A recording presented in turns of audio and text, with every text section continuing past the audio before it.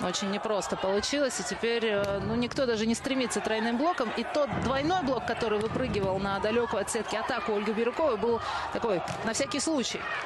Все правильно здесь действовали хозяйки. Скидка за блок. И мяч, повисев на сетке, все-таки подумал перекатиться на сторону гостей. Снизу, да, здесь только снизу может пасовать Анна Подкопаева в 3 метрах на атаку соперника. А Ольга Ефимова пасует снизу, потому что еле-еле смогла добежать и выполнить передачу. Очень быстрое взаимодействие с Капустиной, но скоростной атаки не вышло. Теперь Челябинск бьет с задней линии. Какой момент, какой долгий момент. И все завершается ошибкой. Наталья Перейра не попадает в площадку.